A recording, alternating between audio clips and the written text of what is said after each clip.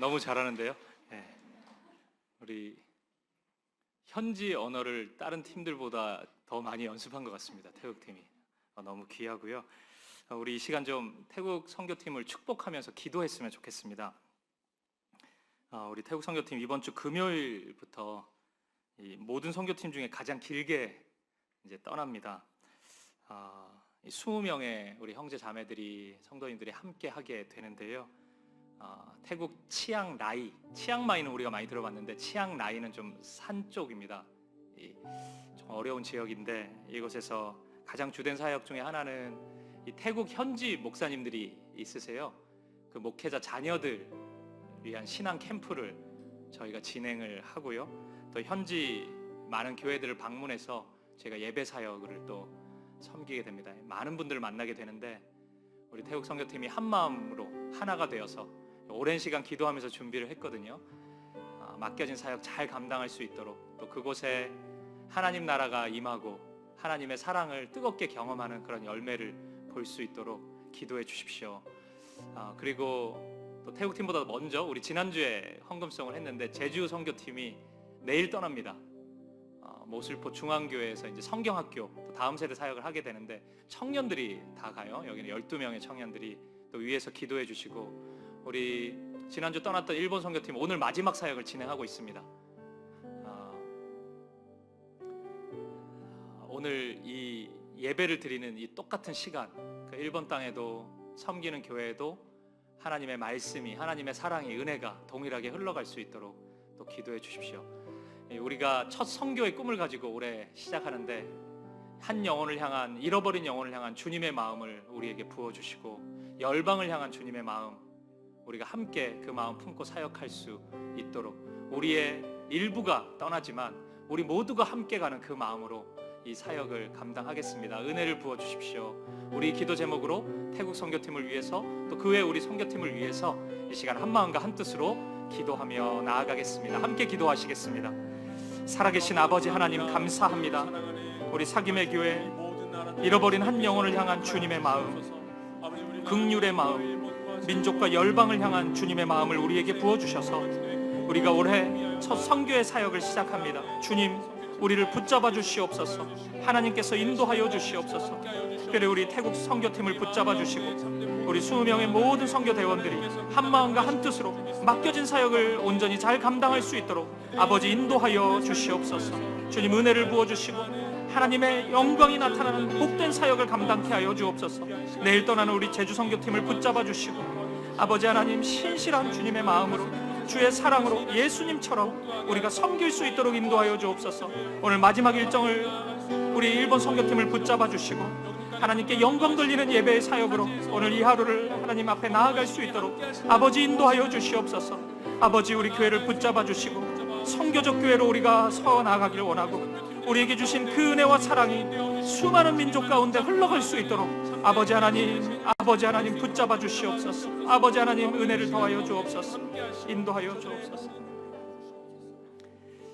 살아계신 하나님, 이제 시작된 어린아이 교회인데 우리에게 잃어버린 한 영혼을 향한 주님의 마음, 민족과 열방을 향한 주님의 애통하는 마음을 부어주셔서 감사합니다.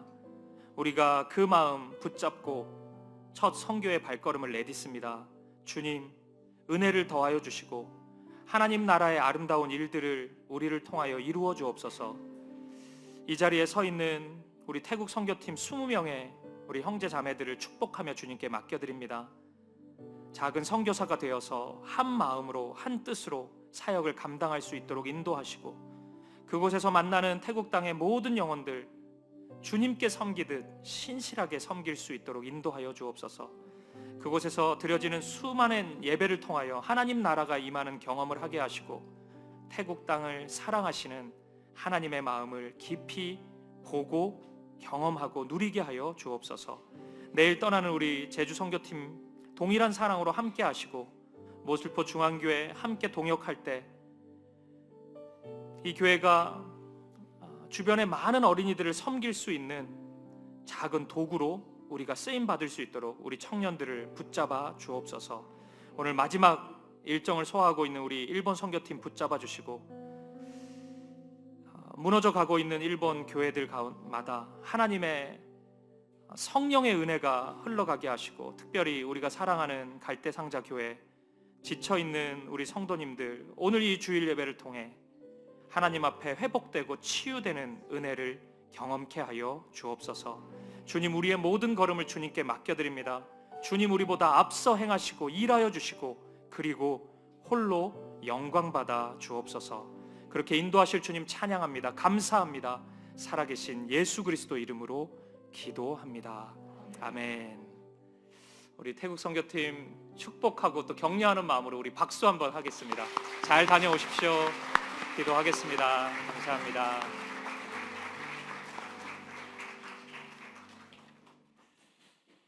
감사합니다. 2부 예배 오신 사랑하는 성도님들 환영하고 축복합니다. 우리 옆에 있는 분들 바라보시면서 환한 미소와 함께 사랑합니다, 축복합니다, 참 잘 오셨습니다. 우리 함께 인사 나누실까요?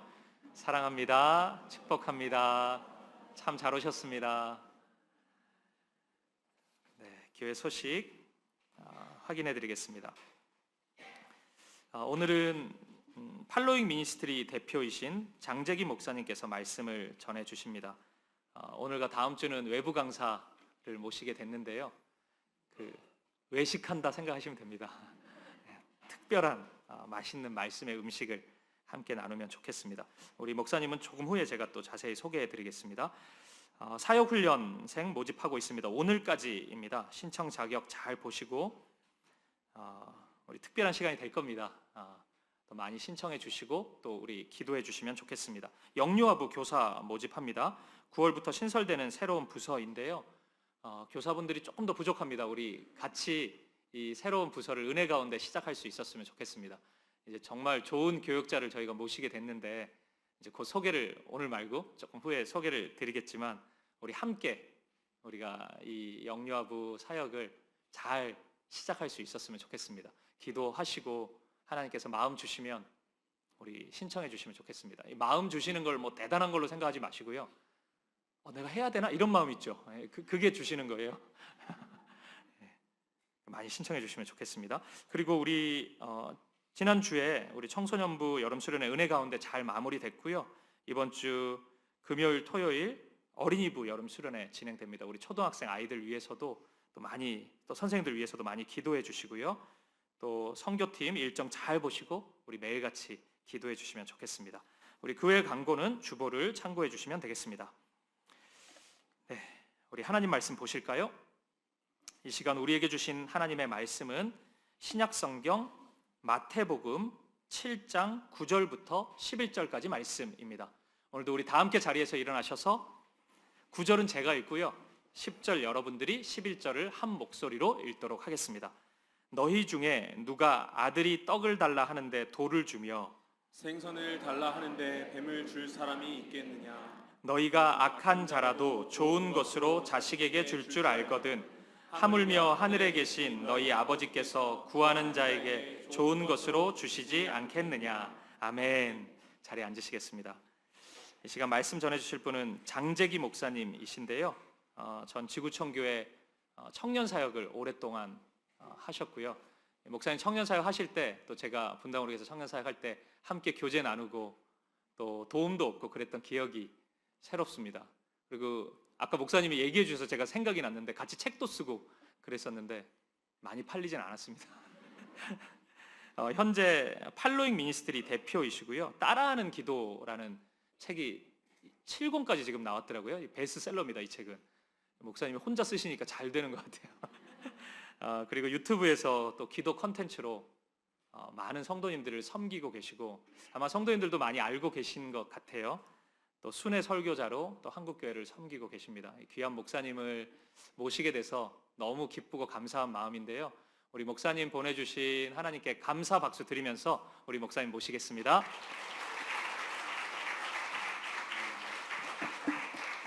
네, 반갑습니다.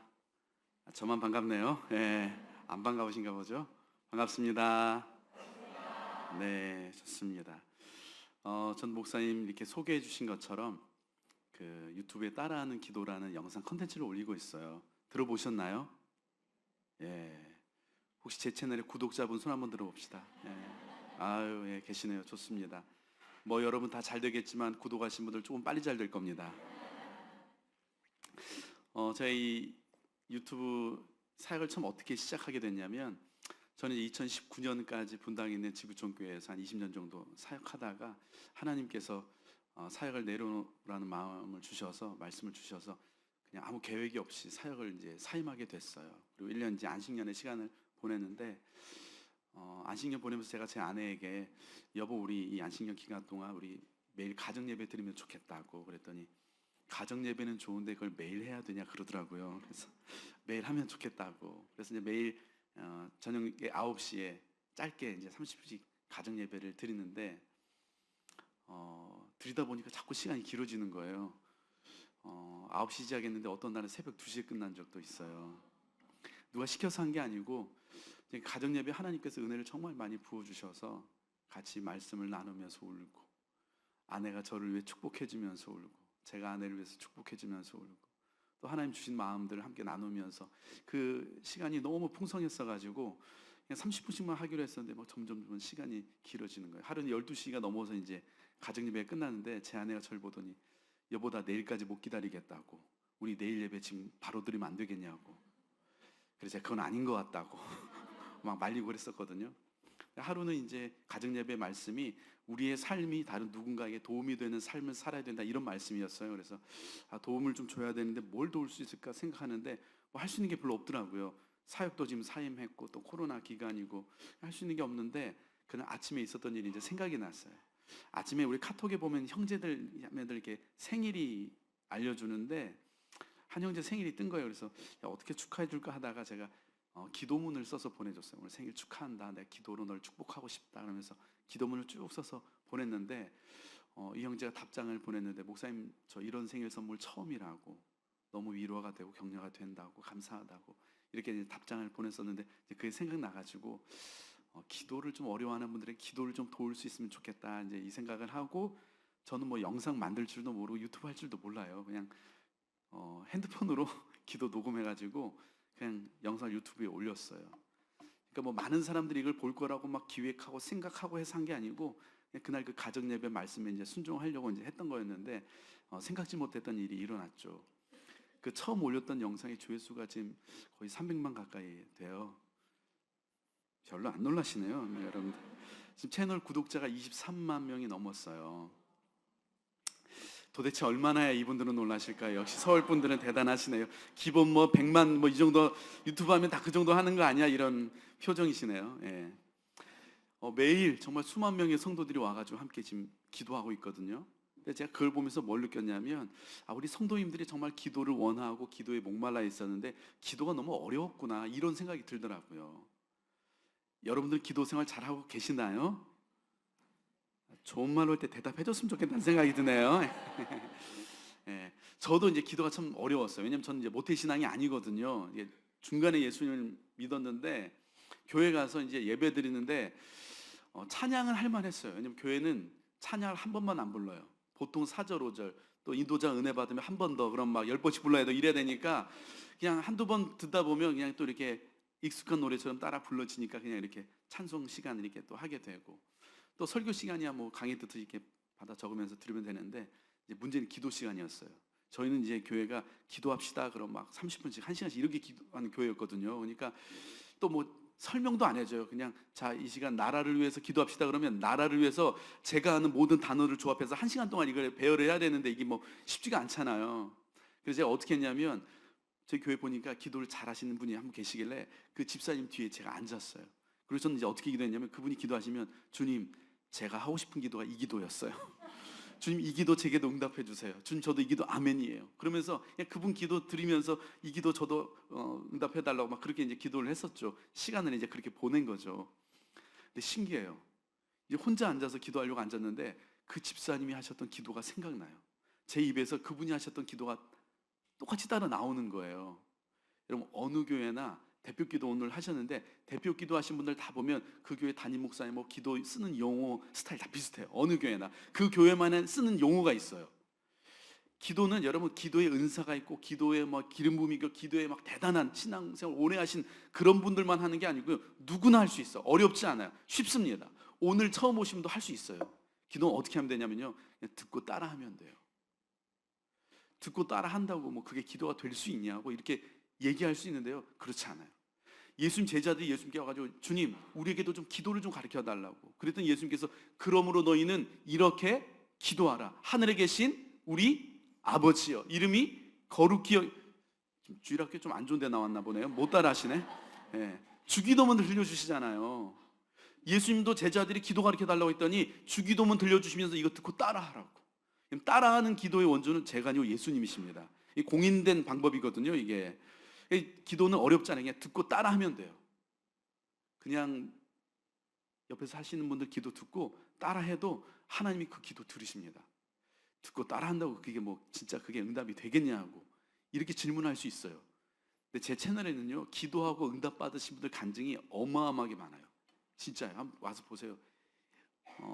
구독 안 해도 돼요. 간증 댓글만 들어보셔도 진짜 보셔도 엄청나요. 뭐 그 목사님 전 모태신앙인데 아시지 않냐고 모태신앙 아무것도 못한다고 기도도 못하고 뭐 예배도 못 자기도 그렇다고 근데 따라하는 기도를 듣고 자기가 요즘에 기도를 시작했는데 기도가 너무 재미있다고 목사님 제가 아침에 눈 뜨면 제일 먼저 기도한다고 자기 전에 이제 마지막 기도하고 잠든다고 심지어는 제가 자다 깼는데 그냥 바로 안 자고 기도하고 잠들었다고 기도가 너무 재미있다고 이렇게 기도 댓글 남겨주신 분도 계시고 우울증 약을 10년 이상 드셨는데 기도를 듣고 따라하면서 우울증 약을 끊고 일상생활이 가능해졌다고 이렇게 남겨주신 분들도 계시고 또 한 분은 너무 사는 게 힘들어가지고 그러면 안 되는데 이제 극단적인 생각까지 한 거예요. 그 준비까지 다 했었는데 이 따라하는 기도를 우연히 듣게 되면서 목사님 저 다시 살고 싶어졌다고 다시 살기로 했다고 그러면서 이렇게 또 댓글 남겨주신 분도 계시고 얼마 전엔 삼성 그 코엑스 결혼 주례가 있어가지고 갔었는데 한 분이 오셔요. 이분도 청년이었는데 너무 힘들어가지고 진짜 극단적인 생각하면서 사이트를 검색하고 찾아다니고 하다가 이 기도를 듣게 되고 자기 살기로 했다고. 그래서 한 형제가 와가지고 그 얘기해 주더라고요. 또 한 30대 중반 자매였는데 하나님께 그렇게 울면서 막 따지듯이 기도했대요. 막 하나님 저는 왜 안 해주냐고, 저는 왜 응답 안 해주냐고, 왜 남들 다 하는 결혼 왜 나는 안 되냐고. 저 결혼시켜달라고 하는 기도도 이기적인 기도고 이것도 뭐 욕심으로 하는 기도냐고 왜 저는 결혼하면 안 되냐고 막 그러면서 하나님께 막 하소연하듯이 막 따지지 기도했다는 거예요. 그렇게 막 울면서 기도하다가 이 유튜브 알고리즘의 은혜로 배우자를 구하는 기도를 보게 됐다는 거예요. 근데 그 틀어놓고 듣는데 그렇게 눈물이 나더래요. 막 그래도 그냥 틀어놓고 이제 밤에 잤는데 그리고 났는데 한 형제를 소개받게 됐다고. 근데 그 형제는 결혼하게 됐다고 목사님 와서 주례 한번 해달라고 그래가지고 가서 주례해주고 왔어요. 네. 또 한 자매는 30대 중반 자매인데 이 자매는 그 암에 걸린 거예요. 근데 이 자매는 신앙이 없었어요. 근데 제 채널의 구독자분이 그 사촌 동생이었거든요. 사촌 동생이 암에 걸렸다고 하니까 그냥 그 기도문을 보내줬대. 한번 들어보라고. 한번 듣고 기도했으면 좋겠다. 근데 그 자매가 그냥 지푸라기라도 잡는 심정으로 그냥 기도를 틀어놓고 하루 종일 틀어놓고 듣기도 하고 따라도 하면서 그렇게 이제 기도를 했다는 거예요. 그리고 나서 또 항암 치료 받으려고 병원에 가서 이제 검사를 하는데 암이 다 사라졌다는 거예요. 울면서 연락이 왔어요. 하나님 고쳐주셨다고. 하나님의 사랑이 믿어지지 않았던 분들이 하나님의 사랑이 믿어지고 신앙생활을 하지 않았던 분들이 기도를 따라하면서 신앙생활을 시작하게 되고 교회를 나가게 되고 20년을 교회에서 멀어졌던 분들이 기도를 듣고 따라하면서 다시 교회에 나가게 되고 여러분 이런 일들이 하나님이 들으시고 응답하지 않으시면 어떻게 가능하겠어요? 듣고 따라한다고 될 수 있냐고 하는데 기도는 어렵잖아요. 그냥 듣고 따라하면 돼요. 그래서 이런 예배 와서 기도하는 게 중요해요. 옆에서 할 때 기도 못해도 괜찮아요. 옆에 분이 뭐라고 기도하시나 들어보세요. 듣고 여러분의 기도 따라하다 보면 하나님이 그 기도도 들으시고 응답하시고 일하십니다. 아멘. 오늘은 이제 우리가 왜 기도해야 되는지에 대해서 간단하게 이제 세 가지만 나눌 거예요. 그럼 우리가 왜 기도해야 되는지. 첫 번째는요. 기도는 하나님의 자녀만이 누릴 수 있는 놀라운 특권이기 때문에 그렇습니다. 기도는 하나님의 자녀들만이 누릴 수 있는 놀라운 특권이에요. 지금 우리 시대는 매우 자기 중심적인 시대가 되었습니다. 내가 중요하고 철저하게 나를 중심으로 세상이 돌아가고 있어요. 그래서 핸드폰도 무슨 폰이에요? 아이폰. 내가 중요하다는 거죠. 좀 어먹지 않나요? 하여튼 세상이 나를 중심으로 돌아가고 있어요. 동의하시죠? 대답 안 해주시나요 여기는? 예, 예. 아까는 대답 잘해주셨는데 동의하시죠? 근데 그 말은 틀렸어요. 세상은 나를 중심으로 돌아가지 않습니다. 세상은 자녀를 중심으로 돌아가더라고요. 저희 집의 주인은 제가 아니고 제 아들이더라고요. 이제 저는 이제 목회자다 보니까 책이 많거든요. 근데 막 제 아내가 이사할 때마다 엄청 뭐라고 해요. 여보 책이 너무 많다고, 책 좀 버리라고 막 엄청 뭐라고 하는데도 제가 그 모든 환난과 핍박을 견뎌내면서 막 안 된다고, 여보 절대 책은 버릴 수 없다고, 차라리 나를 갖다 버리라고, 책은 안 된다고 막 그러면서 제가 제 책을 그렇게 소중히 여겼거든요. 근데 어느 날 정신 차려 보니까요, 제가 제 손으로 그렇게 소중히 여겼던 제 책을 제가 직접 버리고 있는 거예요. 제 아들이 가지고 놀 책과 장난감을 놓을 자리를 마련하기 위해서 그 책장에 있는 제 책을 제가 버리는 거예요. 제 아내는 이제 브랜드가 있는 옷을 잘 사 입지 않아요. 주로 브랜드 없는 옷, 이렇게 서 있는 옷보다 누워 있는 옷 있죠. 이제 그런 거 이제 주로 사 입고 굉장히 검소한 자매거든요. 근데 그런 검소한 제 아내가 제 아들을 위해서는요 돈을 거침없이 써요. 막 써요. 택배 아저씨가 매일 와요. 여러분, 제 아내가 제 아들에서 막 그렇게 거침없이 돈을 쓰고 저희 집에 제 아들이 막 책과 장난감으로 가득 차 있는 걸 보면서 제가 불편해하고 싫어하고 막 짜증내고 그럴까요? 그렇다는 표정이네요. 그렇지 않죠. 할 수만 있다면 더 좋은 거 해주고 싶어요. 여러분, 저도요 저를 중심으로 세상을 살고 싶은 이기적이고 욕심 많은 사람이거든요. 근데 저 같은 이기적인 사람도요 제 아들 앞에서는 그 이기적인 생각이 작동이 되지 않아요. 이기적인 마음이 멈춰버립니다. 언제나 제 아들 앞에서는요 저보다 제 아들이 우선입니다. 여러분, 세상은 나를 중심으로 돌아가지 않습니다. 세상은 자녀를 중심으로 돌아가더라고요. 근데 하나님께서는요 오늘 저와 여러분을 구원하시는데 자신의 능력을 사용하지 않으세요. 지혜를 사용하지도 않으십니다. 천사를 보내지도 않으셨어요. 하나님께서 오늘 저와 여러분을 구원하시는데요 자신의 외아들을 내어주시더라고요. 제가 아들을 낳고 보니까 이게 말이 안 되더라고요. 그럼 어떻게 자녀를 내죠? 어떻게 자식을 내죠? 이게 어떻게 말이 돼요? 말이 안 되거든요. 그럼 제 목숨을 내어주는 것도 쉽지 않지만 제 아들의 목숨을 내어주는 것은 불가능한 이야기죠. 근데 오늘 하나님께서는요 오늘 저와 여러분을 위해서 자신의 외아들을 내어주시기로 결정하셨다는 거예요. 그럼 기독교가 뭐예요? 하나님의 아들이신 예수 그리스도를 내 인생의 구원자와 주님으로 영접함으로 말미암아 죄인 되었던 우리가 이제 하나님의 자녀가 되었다는 거예요. 이 말은 바꿔 말하면요 하나님의 중심에 저와 여러분이 있다는 거예요. 우리가 하나님의 중심에 있다는 거예요. 하나님께서 이 온 우주를 우리를 중심으로 움직이고 계신다는 거예요. 여러분, 저와 가장 가까운 사이는요 법적으로는 이제 저와 제 아내죠. 부부 사이가 법적으로 제일 가깝잖아요. 근데 실제로는 보니까요 저와 제 아들의 관계더라고요. 제 아이는 이제 어릴 때부터 이제 잠잘 때 습관이 있는데 뭐냐면 제 얼굴에 다리를 비비면서 자요. 이제 어릴 때부터 이제 그게 습관이 됐어요. 그래 애가 이제 잠을 자. 그래서 이제 컸는데도 계속 비비는 거예요. 그래서 이제 제 아들 이름이 산인데, 산이야 너 왜 이렇게 아빠 얼굴에 다리를 비비냐고, 좀 반드시 좀 자라고, 아빠가 잠을 못 잔다고 막. 그럼 네 아버지 그럼 좋겠는데 씩 한번 웃고 말더라고요.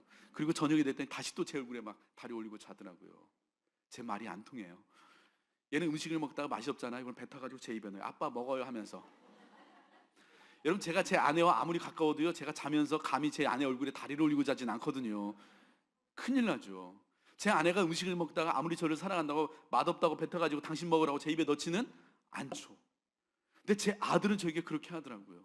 저와 가장 가까운 사이가 누구인지 보니까 저와 제 아들의 관계예요. 근데 오늘 하나님 우리에게 기도에 대해서 말씀하시는데요 아빠와 아들의 관계로 기도를 설명하십니다.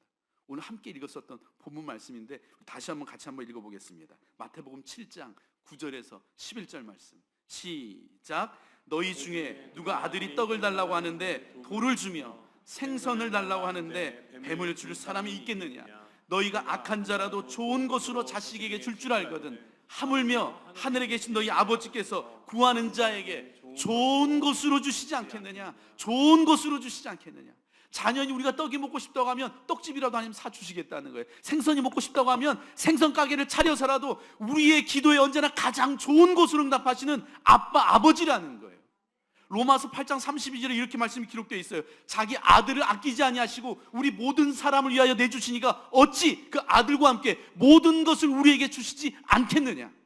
아들조차도 아낌없이 내어주니까 하나님께서요 오늘 기도하는 저와 여러분에게 주지 못할 게 뭐가 있냐는 거예요. 기도만 하면 다 주시겠다는 거예요. 여러분, 이것이 자녀의 특권입니다. 제 아들은 저에게 뭔가를 요구할 때 미안해하지 않아요. 죄송해하지 않습니다. 눈치 보지 않아요. 항상 당당하게 요구해요. 아빠 저 장난감 사주세요. 너무너무 당당해요. 마치 맡겨놓은 거 도로 찾는 애 같아요. 얘가 언제 나한테 맡겨놨나? 이 생각이 들 정도로 항상 막 당당하게 요구하거든요. 근데 이제 제 아들이 그 18개월 때부터 사귀었던 여자친구가 있어요. 예. 이제 어린이집에서 눈이 맞아가지고 이제 처음에 같은 아파트 이제 어린이집 다녔는데 지금 이제 이사를 이제 하니까 이제 저는 수지에 살고 그 여자친구는 광주로 갔거든요. 근데도 저희 집에 초대하고 또 저희도 그 집 놀러 가고 막 같이 가족끼리 여행도 가고 또 에버랜드 놀러 가기로 예약해놓고 해놨어요. 아들의 연애를 위해서 저희가 애를 쓰는 거죠. 이제 근데 이제 제 아들의 그 여자친구가 진짜 너무 예뻐요. 얼마나 예쁜지 우리 지금 사김의 교회 자매님들 다 너무 예쁜 것 같아요. 진짜 옆에 보지 마세요. 뭐 옆에 앞에 보세요. 앞에. 근데 너무 예쁜 것 같아요, 진짜로. 근데 제 아들 여자친구도 여러분처럼 너무 예뻐요. 막 제가 진짜 엄청 예뻐해 주거든요. 너 어쩜 이렇게 예쁘니 막 그러면서 진짜 너 너무 예쁘다 막 그러는데 그렇게 제가 예뻐해 주는데 얘가 산이 아빠 저 장난감 사주세요. 한 번도 그런 적이 없어요. 제가 그렇게 예뻐해 주는데. 근데 제 아들은요. 그동안 제가 얘를 위해서 얼마나 많은 것을 해줬는지 다 잊어버리고요. 마치 오늘 처음 저한테 요구하는 것처럼 항상 당당하게 요구해요. 아빠 장난감 사달라고. 제가 태어나서 얘한테 지금까지 제일 많이 들은 말이 뭔지 아세요? 아빠 이리 와봐. 아빠 이리 와봐. 여러분 많이 들으셨죠? 아빠 이리 와보래요. 누구도 저한테 목사님 이리 와봐 이런 사람 없거든요. 근데 얘는 항상 아빠 이리 와봐. 화장실에 있으면 저를 불러요. 아빠 불러요. 똥 그래요. 다 쌌다고 와서 닦아달라는 거예요. 여러분 제가 우리 성도님들하고 아무리 가까워도요. 우리 성도님들이 목사님 똥 이런 분 안 계시거든요. 근데 제 아들은 저에게 그렇게 요구해요. 근데 제 아들이 그렇게 막 저에게 당당하게 요구할 때 제 안에 어떤 생각이 드냐면 아 얘가 나를 진짜 지 아빠로 아는구나 이 생각이 들어서요. 너무 좋아요. 여러분 누가 저한테 그렇게 당당하게 요구하겠어요. 제 아들만 그렇게 하거든요. 여러분 이것이 기도의 특권입니다. 기도는 하나님의 자녀들만이 누릴 수 있는 놀라운 특권이에요. 하나님은요 아무나 기도한다고 듣지 않으세요. 당신의 자녀들의 기도 소리에 귀 기울이시는 줄 믿으시기 바랍니다. 여러분 기도는 어떻게 하느냐보다 더 중요한 게 누구에게 하느냐예요. 우리의 기도를 들으시는 분이 누구냐가 우리가 어떻게 하느냐보다 훨씬 더 중요해요. 여러분 아무리 열심히 졸라도요 옆집 아저씨는 나 용돈 안 줘요. 용돈은 내가 성격이 별로고 잘 대화 소통이 안 돼도 아버지는 줘요. 기도는 당신의 자녀들만이 누릴 수 있는 특권입니다. 여러분 예수님을 여러분의 인생의 구원자와 주님으로 영접하셨죠? 안 하셨나요? 예수님 영접하셨습니까?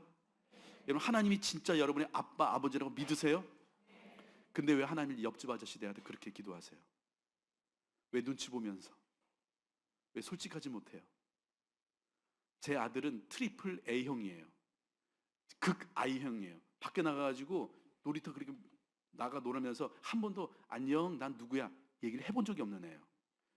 먼저 절대 인사를 못해요. 얘는 항상 누구 만나면 처음엔 낯가림 엄청 심하다 이제 헤어질 때 맘 열어가지고 막 맨날 울면서 헤어지는 그런 스타일이거든요. 근데 그런 제 아이가 그렇게 막 소심하고 내성적인 그 아이가 제 앞에서는 극 E가 돼요. 다른 사람에겐 전혀 보이지 못한 온갖 모습을 저한테 다 보이거든요. 왜냐하면 아빠가 어떤 존재인지 아니까 그래요. 이러면 이것이 자녀입니다. 저 여러분들이 하나님을 옆집 아저씨 대하듯 그렇게 기도하지 않고 진짜 하나님의 자녀라는 거, 하나님이 여러분의 아빠라는 거, 그걸 믿고 그 자녀의 특권을 누리는 여러분 되시기를 주님의 이름으로 축복합니다. 왜 우리가 기도해야 되느냐? 기도는 하나님의 자녀만이 누릴 수 있는 놀라운 특권이기 때문에 그렇습니다. 두 번째, 왜 우리가 기도해야 되느냐?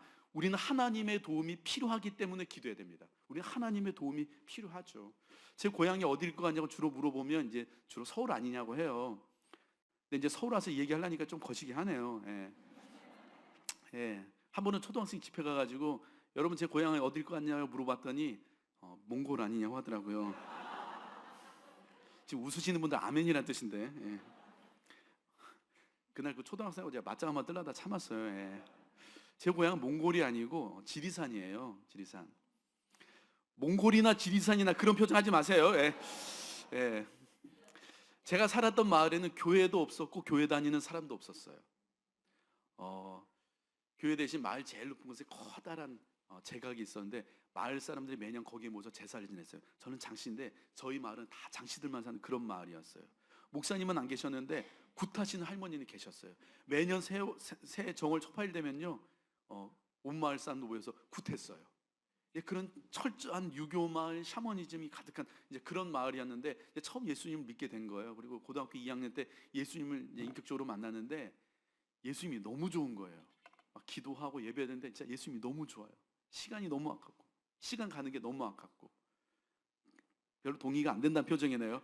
제가 기도하는데 막 밥 먹는데 밥 줄어드는 그 아쉬움처럼 막 진짜 기도하는데 시간 줄어드는 게 너무 아쉬웠었어요. 그래서 기도하다가 갑자기 무슨 생각이 들었냐면 어떻게 하면 예수님하고 더 오래 같이 있을 수 있을까 이 생각이 드는 거예요. 근데 보니까 저는 교회를 왔는데 목사님 항상 교회 계시더라고요. 그래서 야 목사님이 되면 하나님하고 더 오래 같이 있을 수 있겠다 이 생각이 들어가지고 나도 야 목사님 되자 이제 이렇게 마음을 먹고 목사님에 찾아가가지고 목사님 저도 목사님 되고 싶은데 어떻게 하면 되냐고 물어봤더니 신학대학교를 가면 된대요. 저는 그날 처음 알았어요. 목사님이 대학교 나와가지고 되는 건지 그날 처음 알았어요. 너무 기독교 배경 지식이 없어가지고 저는 이제 뭐 한 기도원 가가지고 한 40일 금식 기도하고 그러면 이제 목사님 되는 줄 알았는데 그런 게 아니래요. 대학교를 가야 된대요. 그래가지고 대학을 또 가야 되는구나. 그래서 열심히 이제 공부를 해서 이제 수능 준비를 하는데 고등학교 2학년 때 이제 모의고사를 보는데 원하는 대학을 지원하는 그 시험을 이제 보는 거에서 대학을 지원하라고 해서 한번 신학대학교를 한번 써봤어요. 세 곳을. 이제 보통 이제 저희 때는 이제 그 성적표를 선생님이 직접 나눠주면서 몇 점 밑으로 이제 때리면서 이렇게 성적표 나눠줬잖아요. 구타 자율화 시대였거든요, 저희 때는. 그래가지고 이제 점수에 맞춰서 이제 맞고 뭐 이런 식으로 했는데 성적표를 안 나눠줘요. 이제 제가 기숙사 생활하고 있다가 이제 주말에 집에 갔는데 아버님이 저에게 하얀 봉투를 집어 던지시더라고요. 열어봤더니 그 신학대학교 적혀 있는 성적표 봉투가 거기 들어 있는 거예요. 너무 진짜 깜짝 놀랐죠. 얼마나 당황했겠어요.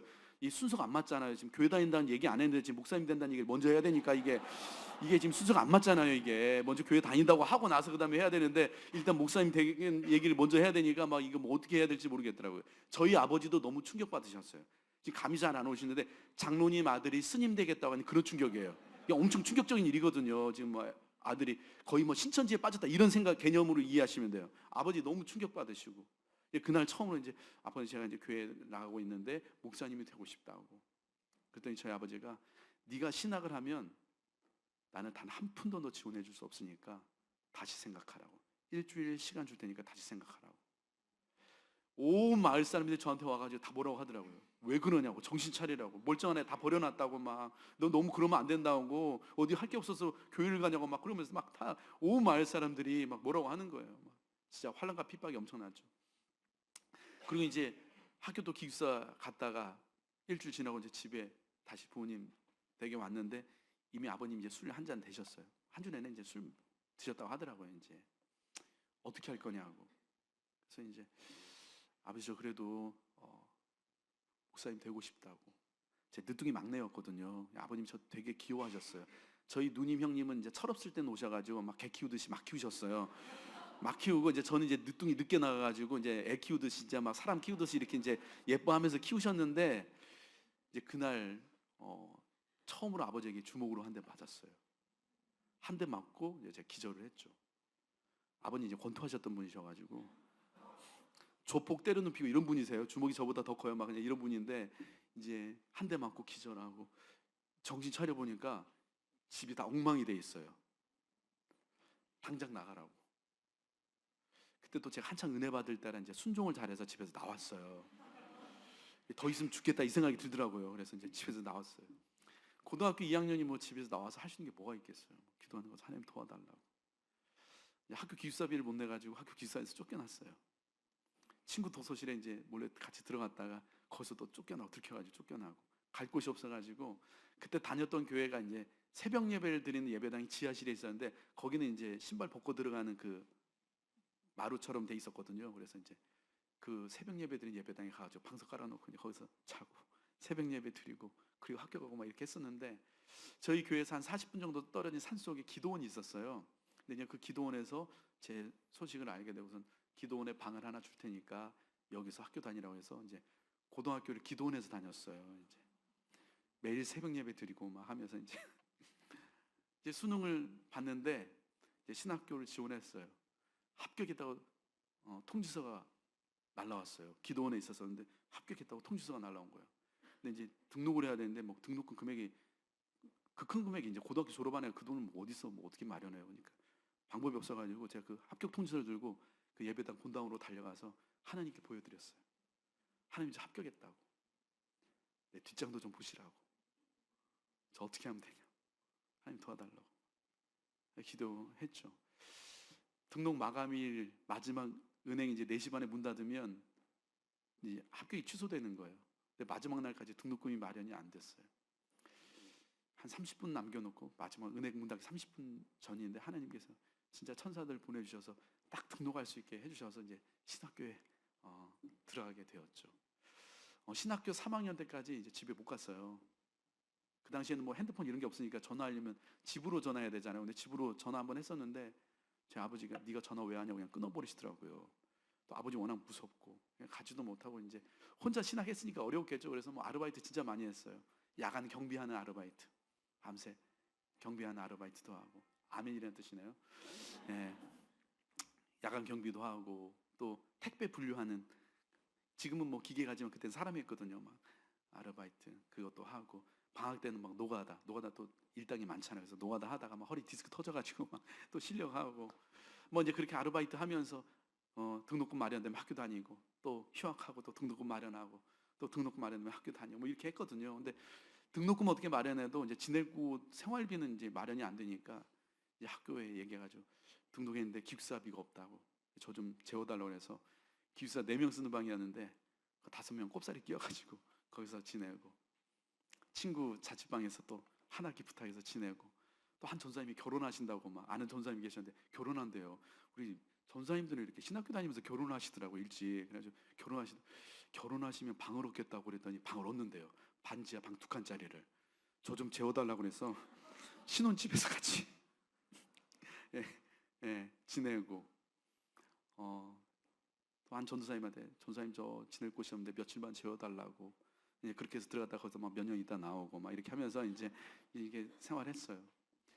지금도 기억나는 게 수련회를 갔었는데 벽에 이렇게 색도화지를 붙여놓고 이름을 써놓으면 거기다 지나가면서 서로 이제 축복하는 편지를 써주는 그 롤링 페이퍼를 이렇게 수련회에 쫙 붙여놨더라고요. 한 자매가 제 롤링 페이퍼에 너무 감동적인 그 축복의 글을 써놓은 거예요. 재기야, 넌 왜 매일 똑같은 옷 입고 교회 오니? 그 옷은 교회 올 때 입고는 교복이니? 다른 옷도 좀 입고 와라. 이렇게 써놨더라고요. 수련회장에서 그걸 보는데 진짜 너무 창피했어요.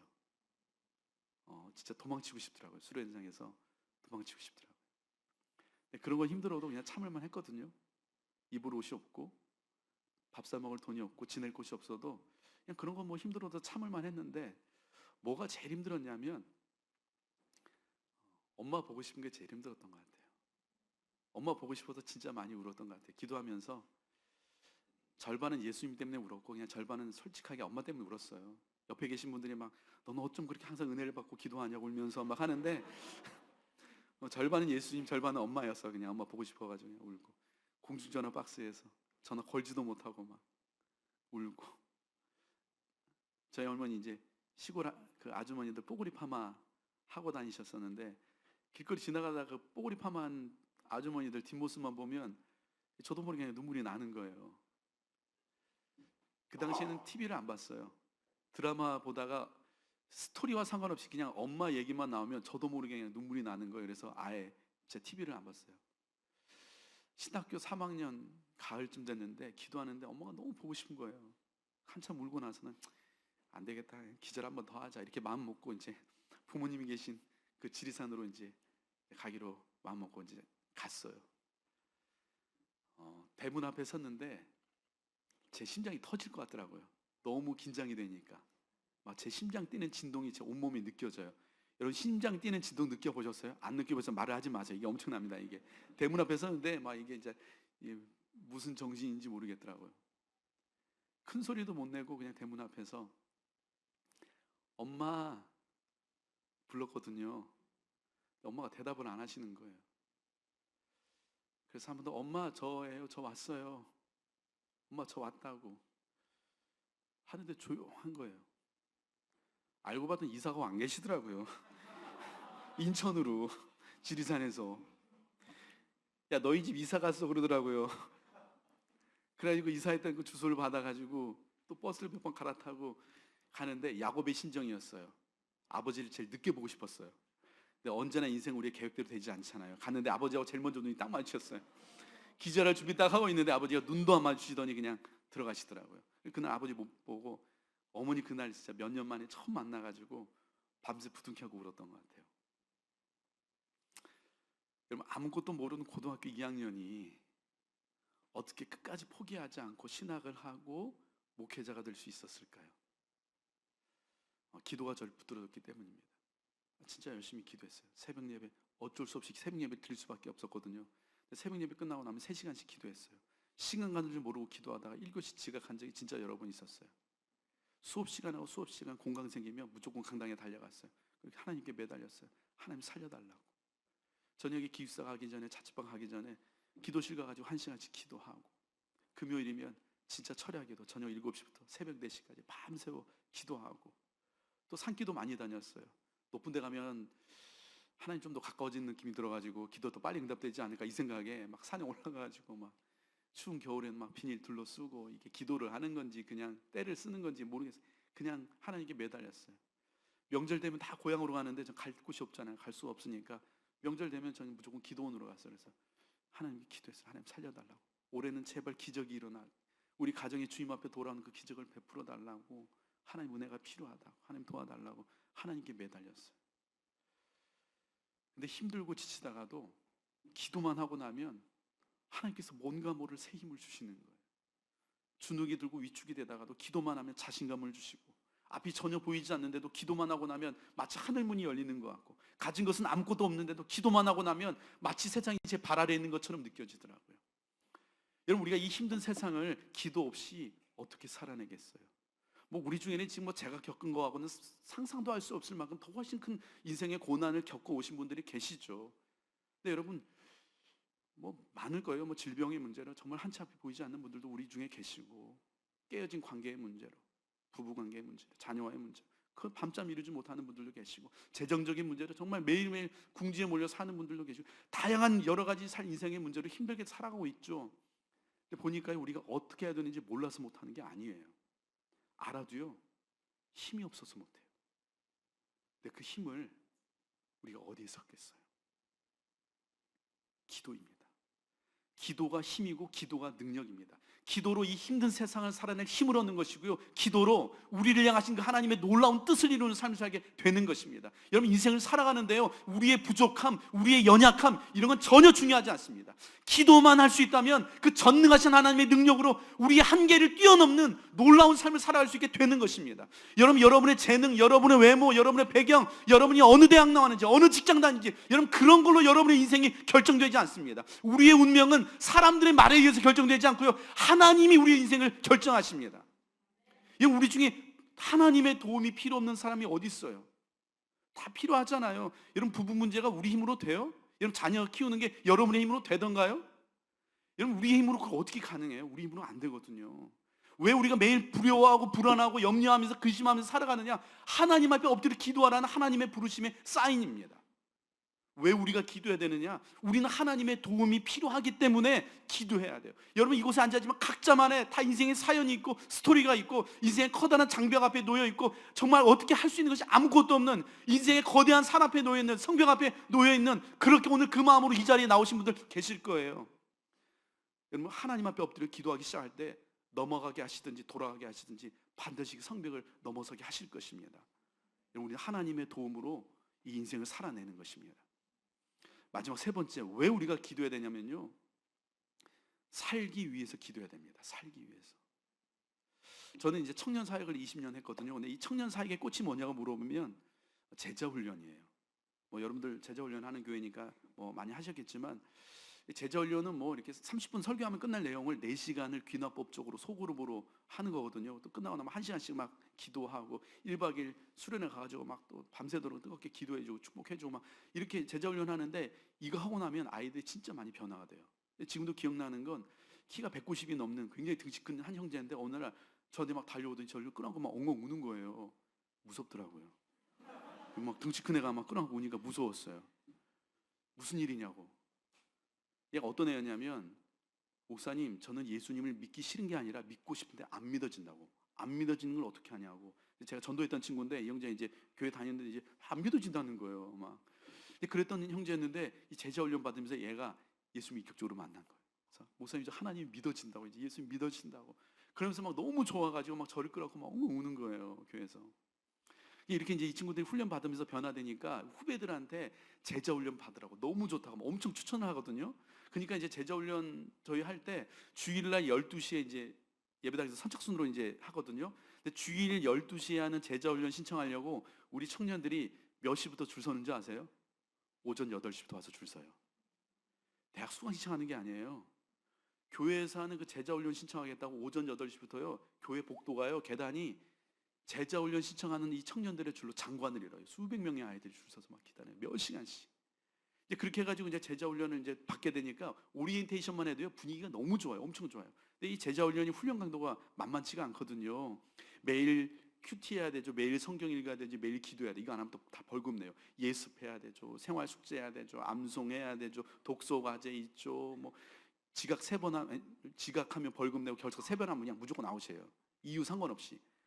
그러니까 이제 굉장히 훈련 강도가 센데도 막 선배들이 너무 좋다고 꼭 들으라고. 너 이거 들으면 너도 사람 될 수 있다고. 마늘 먹어야 되는 게 아니라고. 제자 훈련 받아야 사람 된다고 하면서 막 선배들이 엄청 추천하니까 얘네들이 막 이제 기대하는 마음으로 와요. 그러니까 오리엔테이션만 해도 분위기가 너무 좋아요.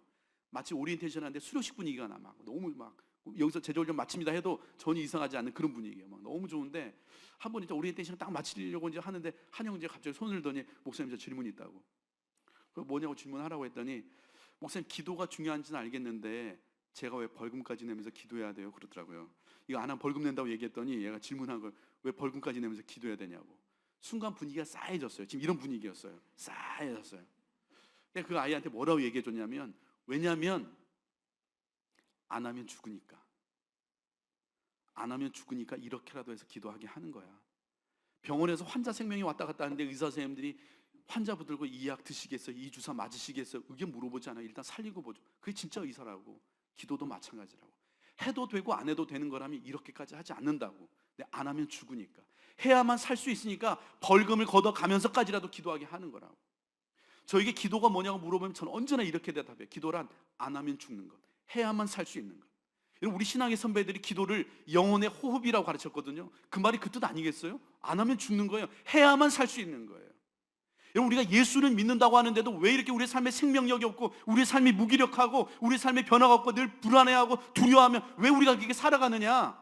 기도가 무너졌기 때문에 그래요. 기도하지 않기 때문에 그렇습니다. 기도의 능력을 잃어버렸기 때문에 그렇습니다. 기도해야 살아나는 거예요.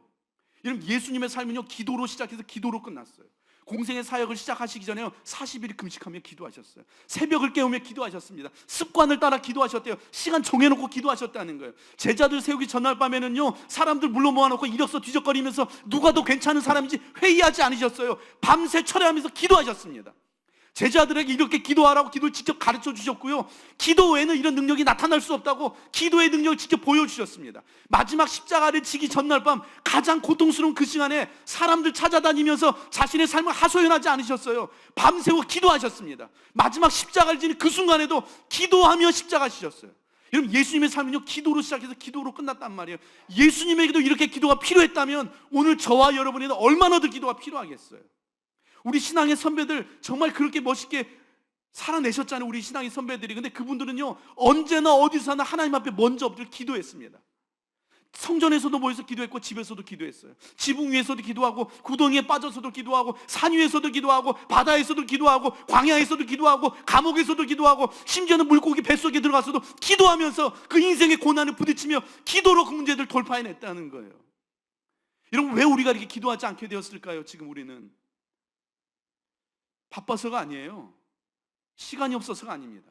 여러분 아무리 바쁘고 아무리 시간이 없어도 숨은 쉬잖아요. 목사님 요즘에 너무 바빠가지고 제가 3일째 지금 숨을 못 쉬고 있다고. 이런 분 안 계시잖아요.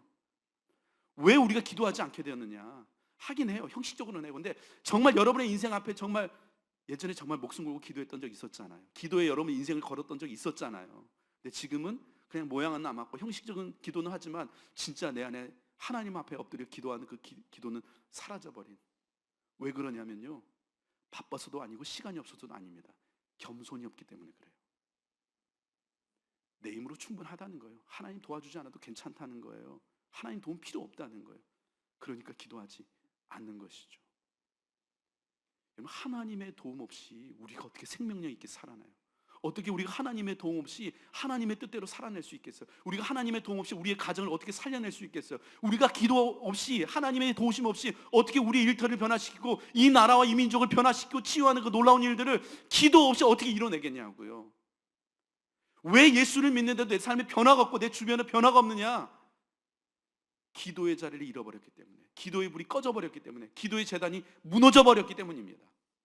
저는 오늘 이 시간 여러분들이 다시 한번 무너진 기도의 재단을 다시 회복하게 되시기를 우리 주님의 이름으로 축복합니다. 여러분의 가정에 꺼져버린 기도의 불이 다시 타오르게 되기를 우리 주님의 이름으로 축복합니다. 여러분의 교회 안에 다시 한번 정말 기도가 살아나게 되기를, 기도의 그 뜨거운 열기가 회복되기를 우리 주님의 이름으로 간절히 축원합니다. 우리 같이 기도하겠습니다. 사랑하는 주님, 오늘 우리를 주님의 자녀로 불러주시고 이 놀라운 특권을 우리에게 허락해 주셨는데, 하나님, 우리가 이 자녀됨의 특권을 주님 앞에 마음껏 누리며 눈치 보지 않고 그냥 자유롭게 있는 모습 그대로, 오늘 우리를 있는 모습 그대로 용납해 주시고 받아주시는 우리 그 하나님 앞에 어린아이처럼 달려가는 우리 모든 성도님들 다 될 수 있도록 축복해 주시고, 인생에 수없이 많은 고난이 있고 어려움이 있지만 하나님, 기도로 돌파해내게 하시고 기도로 진검승부할 수 있도록 도와주시옵소서. 하나님, 우리의 삶이 그저 나은 사람에 그치는 것이 아니라 나를 변화시키고 우리 가정을 변화시키고 우리 일터를 변화시키고 우리가 사는 마을을 변화시키는, 정말 하나님 그렇게 영향력 있는, 정말 생명력 있고 가슴 뛰는 아버지는 그런 삶을 살아갈 수 있도록 기도의 재단을 다시 회복시켜 주시옵소서. 기도가 살아나게 하여 주시옵소서. 기도의 입술을 열어 주시옵소서. 기도의 그 뜨거운 열기가 우리 안에 다시 회복되게 하여 주시옵소서. 감사드리며 예수님의 이름으로 기도드립니다. 아멘. 귀한 말씀 감사합니다. 제가 그 일부 설교 들었을 때도 똑같은 감정이었는데 되게 기도가 하고 싶어집니다. 말씀을 듣고 나니까 빨리 기도하고 싶고 하나님께 나의 필요를 구하고 싶고 또 하나님의 뜻을 구하고 싶고, 그런 마음이 가득한 이 시간인 것 같습니다. 이 시간 우리 함께 찬양과 기도 드리기 원하는데요, 또 우리 찬양도 곡조 있는 기도니까 오늘 우리가 어떤 특정한 공통된 사안을 두고 기도하기보다는 오늘 저와 여러분에게 있는 필요한 도움을 하나님께 구할 수 있었으면 좋겠습니다. 그게 뭐 건강의 문제일 수 있고 또 관계의 문제일 수도 있고, 경제적인 문제, 또 가정 안에서 또 자녀들, 또 이런저런 문제, 또 직장에서의 문제, 우리 미래에 대한 두려움, 그것이 무엇이든 하나님께 도움을 구할 수 있기를 바랍니다. 그리고 믿음의 용기를 얻을 수 있도록 기도할 수 있었으면 좋겠습니다. 그 용기를 하나님이 주세요. 우리가 용기 가지자 그런다고 되는 게 아니잖아요. 하나님 주십시오. 그 믿음을 주십시오. 그리고 하나님의 뜻이 이루어지게 해주십시오. 그 선하고 아름답고 그 좋은 것이 나의 삶 가운데 이루어지게 해주십시오. 우리 그렇게 함께 하나님께 우리의 마음을 드립시다. 우리 이렇게 한번 고백하겠습니다. 아무것도 두려워 말라. 아무것도 두려워 주 나의 하나님이 지켜주시네. 나의 하나님이 지켜주시네. 놀라지 마라, 겁내지 마라. 주님 나를 지켜주시네. 아무것도 두려워 말라. 아무것도 두려워 말라. 주 나의 하나님이 지켜주시네. 놀라지 마라, 겁내지 마라. 주님 나를 지켜주시네. 내 마음이 힘에 겨워 지칠지라도, 내 맘이 힘에 겨워 지칠지라도 주님 나를 지켜주시네. 세상의 험한 풍파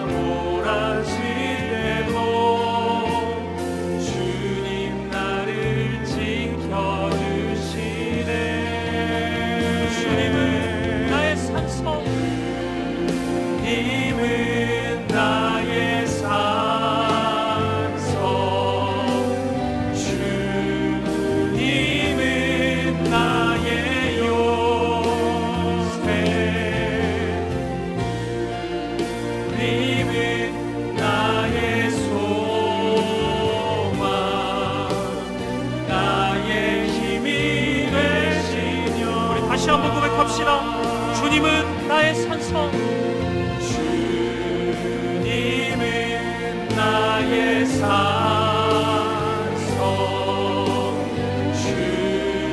주님은 나의 요새, 주님은 나의 소망, 나의 힘이 되신 여호와. 우리 이 시간 함께 기도할 때 우리의 모든 결핍을 하나님께 아뢰읍시다. 주님, 제가 이 문제로 힘듭니다. 깨어진 관계 때문에, 또 이 건강의 이슈로 인해서 두려워집니다. 주님 도와주십시오. 주님, 경제적인 문제로 너무 큰 압박을 받고 있습니다. 주님 도와주십시오. 주님, 우리 자녀들을 주님께 맡겨드립니다. 주님 은혜를 주십시오. 여러분 기억하십시오. 우리는 그 누구보다도 기도할 수 있는 자격이 있는 자들이고, 또 그 누구보다도 기도가 필요한 자들이지 않습니까? 어찌 기도하지 않고 있는 것입니까? 이 시간 구합시다. 주님 도와주십시오. 주님 믿음을 주십시오. 믿음의 용기를 주십시오. 그리고 하나님의 좋은 것을, 선하고 아름다운 일들을 나의 삶 가운데, 우리 가정 가운데, 이 교회 가운데 이루어 주시옵소서. 주님 역사하여 주시옵소서. 우리 한마음과 한뜻으로 기도하며 나아가겠습니다. 함께 기도하시겠습니다. 살아계신 아버지 하나님, 주님이 이 시간 우리에게 은혜를 부어주시옵소서.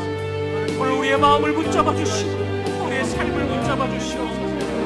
오늘 주님 건강의 문제로 눈물을 흘리고 있는 우리 성도님들의 마음을 붙잡아 주시고, 깨어진 관계로 인해서 아버지 하나님 두려워하고 있는 성도님들을 붙잡아 주시고, 염려, 걱정과 두려움 가운데 있는 모든 마음들을 살펴주시옵소서. 우리의 자녀로 인하여서 아버지 하나님 무너져 있는 분들을 인도하여 주시옵소서. 경제적인 문제로, 아버지 하나님 미래에 대한 두려움으로, 아버지 주님 그 마음을 붙잡아 주시고 하나님 앞에 나아가오니 주님 채워주십시오. 주님 도와주십시오. 주님 함께하여 주시옵소서. 오늘 우리가 이 환경 속에서 믿음의 길을 걸어갈 수 있도록 용기를 주시옵소서. 은혜를 부어주시옵소서. 함께하여 주시옵소서. 주님 우리가 기도합니다. 주님 아버지 하나님 인도하여 주시옵소서. 우리의 가정을 세워주시고 살려주시고, 이 교회를 주님 살려주시옵소서. 주님 우리를 살려주시옵소서. 주님 우리의 영혼을 살려주시옵소서. 할렐루야. 주시옵소서. 할렐루야. 우리 다 함께 자리에서 일어나셔서 함께 고백합시다. 내 마음이 힘에 겨워 지칠지라도, 내 마음이 힘에 겨워 지칠지라도 나를 지켜주시네. 세상의 험한 강 몰아칠 때도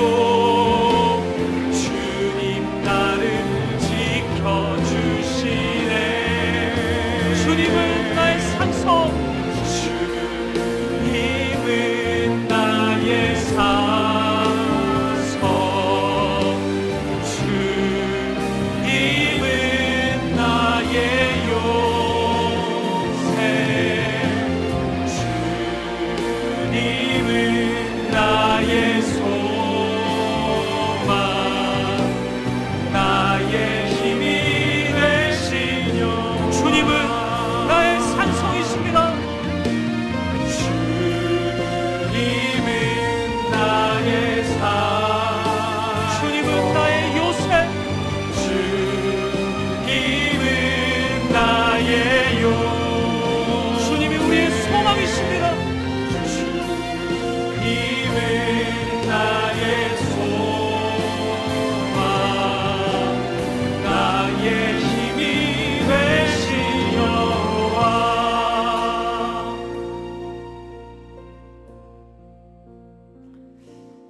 살아계신 하나님, 우리에게 기도라는 이토록 놀라운 선물을 허락해 주셔서 감사합니다. 그 누구보다 아버지 하나님을 부를 수 있고 아버지 하나님의 도움을 구할 수 있는 자들인데 어찌 하나님께 기도하지 않고 이 기도를 멀리 했는지 아버지 우리를 불쌍히 여겨 주시옵소서. 그리고 다시 기도를 시작할 수 있도록 은혜를 더하여 주옵소서. 기도하지 않는 우리의 마음에 교만이 있음을 발견합니다. 마치 하나님이 도와주시지 않아도 이 인생의 길을 걸어갈 수 있는 것처럼 아버지 우리가 그렇게 교만했습니다. 주님 우리의 마음을 붙잡아 주시옵소서.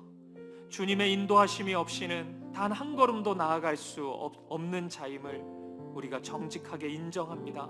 주님 우리와 함께하여 주옵소서.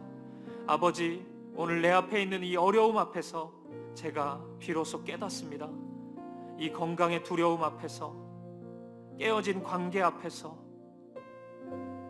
경제적인 문제 앞에서, 내 계획대로 되지 않는 자녀들 앞에서, 미래에 대한 두려움 앞에서 아버지 하나님 주님의 도움을 구합니다. 주님 우리와 함께 하시고 이 문제에 개입해 주셔서 하나님의 선하신 뜻을 이루어 주시옵소서. 그리고 무엇보다 세상 사람들처럼 살아가지 않도록 믿음으로 나아갈 수 있도록 하나님만 의지하고 신뢰할 수 있도록 우리에게 믿음의 용기를 더하여 주옵소서. 물러서지 않게 하시고 주저앉지 않게 하시고 주님 이름을 찾고 부르고 구하는 우리들이 되게 하여 주옵소서. 이 한 주 하나님 앞에서 기도하는 우리가 되게 하시고 하나님과 함께 동행하는 우리가 되게 하여 주옵소서. 그렇게 우리의 삶을 인도하시고 우리의 가정을 붙잡아 주시고 우리 사김의 교회를 아름답게 이끌어 주시는 주님을 찬양합니다. 감사와 찬양을 드리며 살아계신 예수 그리스도 이름으로 기도합니다. 아멘. 우리 장재기 목사님 우리를 위해 축복 기도해 주시겠습니다. 사랑하는 주님, 저예요. 저 왔어요. 아버지 앞에 왔어요. 아버지의 도움이 필요해요. 아버지의 은혜가 필요해요. 오늘도 그렇게 눈물로 주님 앞에 기도하며 나아가는 사랑하는 당신의 아들, 딸들을 향해 주님 말씀해 주시옵소서. 사랑하는 아들아, 사랑하는 딸아, 내가 너를 알아. 내가 너의 이름을 알아. 내가 너의 아픔을 알고 내가 너의 눈물을 다 안다. 걱정하지 마라. 두려워할 것 없다. 내가 너의 아빠야. 내가 너를 도와줄 거야. 내가 너의 힘이 될 거야. 오늘 우리에게 말씀하시는 그 하나님의 위로의 음성이 우리 가운데 다시 들려오게 하시고 그 주님을 힘입어 오늘 다시 일어서는 우리 사김에게 모든 성도님들 다 될 수 있도록 우리 하나님 축복하여 주시옵소서. 이제는 우리 주 예수 그리스도의 은혜와 하나님 아버지의 가없는 사랑과 성령의 교통 동행하시는 역사가 오늘 하나님의 자녀됨의 그 축복을 기억하며 기도하며 나아가기로 결단하고 인생의 많은 문제들 앞에 두려워하고 염려하고 걱정하는 것이 아니라 기도로 돌파해내기로 마음먹고 이제 정말 기도의 사람으로 살아가겠다고 결심하는 모든 성도님들 저들의 삶 위에 이제로부터 우리 주님 영원히 함께 하시기를 간절히 축원하옵나이다. 아멘.